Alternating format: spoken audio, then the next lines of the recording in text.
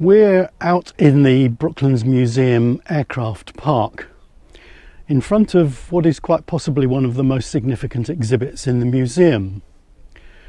During its development it was known as the VC2, with VC standing for Vickers Commercial, but it was initially given the name Viceroy, and that eventually became what is now known as the Vickers Viscount. The Vickers Viscount was the world's first gas turbine powered aircraft to carry fare paying passengers, and it was also one of the most successful of all British airliners, with 445 built at Fox Warren, here at Brooklands, and also at Herne in Hampshire. The Viscount owed its existence and ultimate success to two remarkable designers, Rex Pearson and George Edwards. They'd worked together on the wartime Wellington bomber and its subsequent development into the post-war VC-1 Viking airliner. At the same time, both had become convinced of the potential of a new gas turbine engine being developed by Rolls-Royce, which would eventually become the Dart turboprop. During the latter part of 1945, Pearson and Edwards proposed an enlarged version of the Viking with 24 seats and powered by 4 of the new Darts. To take full advantage of the new engines, the new aircraft, designated VC2, would need to fly higher and thus be pressurised. George Edwards, newly promoted to Vickers chief designer on Pearson's appointment as group chief engineer, used his wartime experience of developing a high-altitude version of the Wellington to design the VC2's pressurised fuselage. And here, inside the passenger cabin, one of the most noticeable features are these huge Viscount windows. International regulations at the time required that each window be used as an emergency exit, and as such they had to be 26 inches high and 19 inches wide.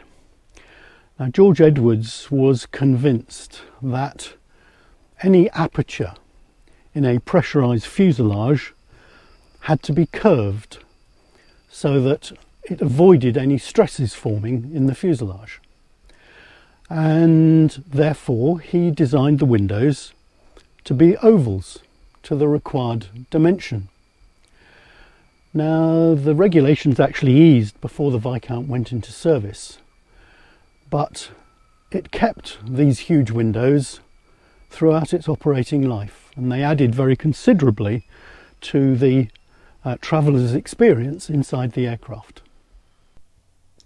But before that appeal could be tested, the aircraft went through a lengthy development phase that very nearly resulted in its cancellation.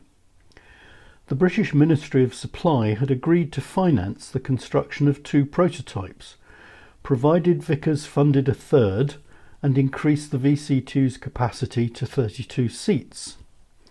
But it had also decided that it should be powered by a more advanced new turboprop design than the Dart, called the Armstrong-Siddeley Mamba.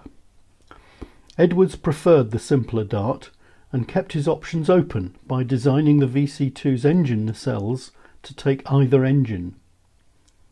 But more complications were to come, in the shape of the VC2's first potential customer, the newly formed British European Airways. BEA, as it was known, was getting cold feet over the pioneering technology, and preferred a slightly larger but piston-engined airliner, the Airspeed Ambassador. In the face of all these complications, Vickers held its nerve.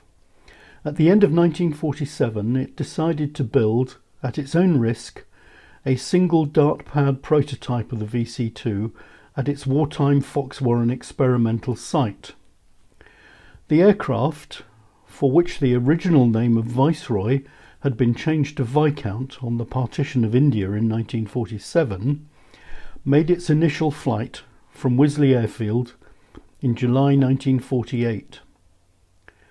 The Viscount's superior performance over its piston-powered competitor rapidly became apparent, and increases in power from the Dart engine allowed the first production version, the Type 700, to seat up to 47 passengers, enough to convince BEA to order it in early 1949.